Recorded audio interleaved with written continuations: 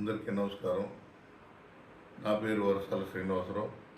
విశాఖ ఉక్కు పరిరక్షణ పోరాట కమిటీ సభ్యుడిని. ఈ వీడియో ముఖ్య ఉద్దేశం రాష్ట్ర గౌరవ ముఖ్యమంత్రి గారికి చేరాలని. విశాఖపట్నం స్టీల్ ప్లాంట్ అత్యంత ప్రమాదకరమైన పరిస్థితిలో ఉంది.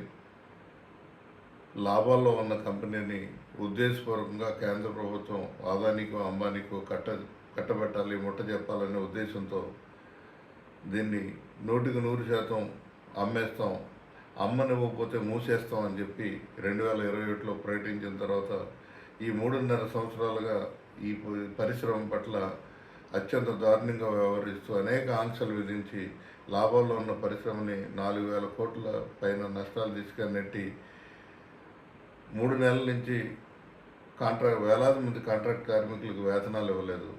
అలాగే ఉద్యోగులకి ప్రతి నెల జీతాలు రాని పరిస్థితి. 8 నెలలుగా అనేక ఇబ్బందులకు గురి చేస్తున్నారు. సుమారు 3.5 సంవత్సరాలుగా నిద్రలేని రాత్రులు గడుపుతున్నటువంటి విశాఖ ఉక్కు కార్మిక వర్గం 1245 రోజులుగా అలుపెరుగని ఉద్యమం చేస్తూ అనేక ప్రభుత్వాలకి, కేంద్రంలో ఉన్నటువంటి అన్ని రాష్ట్రాలకు సంబంధించిన ఫ్లోర్ లీడర్లందరికీ, ఎంపీలకి అందరూ కూడా రిక్వెస్ట్ చేసుకోవడం జరిగింది. అనేక సందర్భాల్లో రాష్ట్ర ముఖ్యమంత్రి గారి కోసం ప్రయత్నిస్తే అప్పట్లో ఉన్నటువంటి జగన్మోహన్ రెడ్డి గారు ఒక్కసారి కూడా 3.5 సంవత్సరాల్లో అపాయింట్మెంట్ కూడా ఇవ్వని పరిస్థితి. 22 సార్లు ప్రధానమంత్రిని కలిసినటువంటి రాష్ట్ర ముఖ్యమంత్రి ఒక్కసారి కూడా విశాఖపట్నం స్టీల్ ప్లాంట్ అంశాన్ని ఆయన దృష్టికి తీసుకెళ్లలేదు. అదో బాధాకరమైన విషయం. ఈ పరిస్థితుల్లో సార్వత్రిక ఎన్నికల ముందు చంద్రబాబు నాయుడు గారు ఇది పోరాటాలు, త్యాగాలు, బలిదానాలతో వచ్చిన పరిశ్రమ, ఈ పరిశ్రమను కాపాడుకుందాం, ఈ పరిశ్రమని మనం ప్రభుత్వ రంగంలో కొనసాగించుకుందాం అని చెప్పి ప్రకటన చేసి ఈ ప్రాంత ప్రజానికం అందరూ కూడా కూటమిని గెలిపించాలని కోరితే అత్యధిక మెజారిటీతో మనం ఇక్కడ ఉన్నటువంటి కార్మిక వర్గం కానీ, ఈ ప్రాంత ప్రజానికం కానీ, విశాఖ నగరవాసులు కానీ రెస్పాండ్ అవ్వడం జరిగింది. ఉత్తరాంధ్ర జిల్లాలు కూడా అదే రీతిలో రెస్పాండ్ అవ్వడం జరిగింది. గత 1200 రోజులుగా సోషల్ మీడియా ద్వారా కానీ, పత్రికల ద్వారా కానీ ప్రతిరోజు కూడా రాష్ట్ర ప్రభుత్వం, రాష్ట్ర ముఖ్యమంత్రి చేస్తున్నటువంటి దౌర్భాగ్యమైన పరిస్థితుల్ని తేటతెల్లమైన విధంగా ఈ పరిశ్రమ పట్ల ఆయన వ్యవహరిస్తున్న తీరుని ఎండగట్టే విధంగా ప్రతిరోజు కూడా నేనే అనేక ప్రకటనలు చేయడం, అనేక పత్రికల ద్వారా కార్మిక వర్గానికి, ప్రజానికానికి తెలిసే విధంగా చేయడం, వందల వీడియోలు రిలీజ్ చేయడం జరిగింది సోషల్ మీడియా ద్వారా. కాబట్టే మంచి రిజల్ట్ వచ్చి అత్యంత మెరుగైన ఫలితాలు వచ్చి ఈవేళ చరిత్రలోనే నిలిచిపోయే విధంగా చంద్రబాబు నాయుడు గారికి మద్దతు రావడం జరిగింది.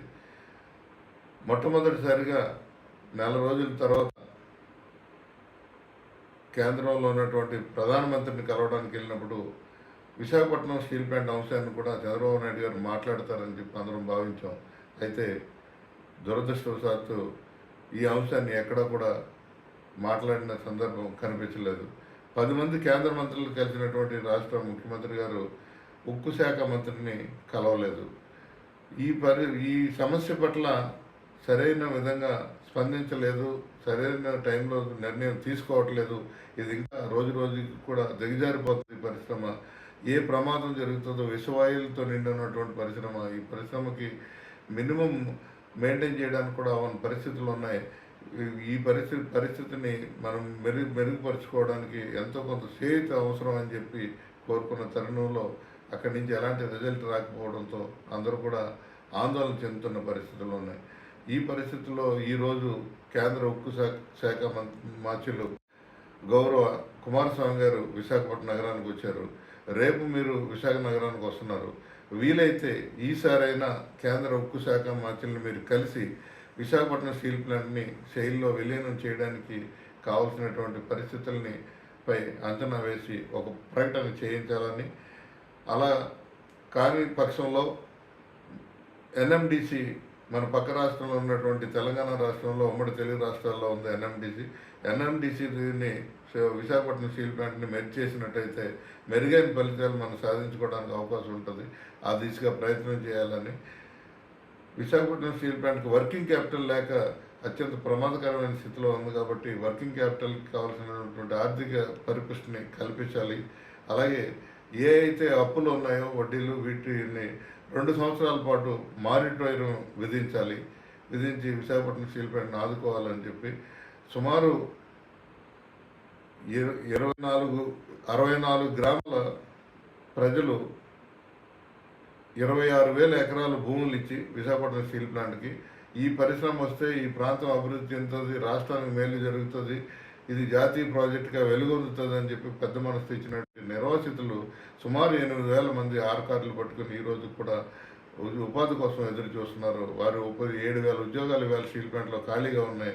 ఆ ఉద్యోగాల నియామకాల కోసం ప్రతిపాదించాలని చెప్పి మీరు కేంద్ర ఉక్కు శాఖ మంత్రి గారిని కలిస్తే ఇప్పుడు ప్రస్తుతం ఉన్నటువంటి వెంటిలేటర్ మీద ఉన్నది ఈ ప్లాంటు.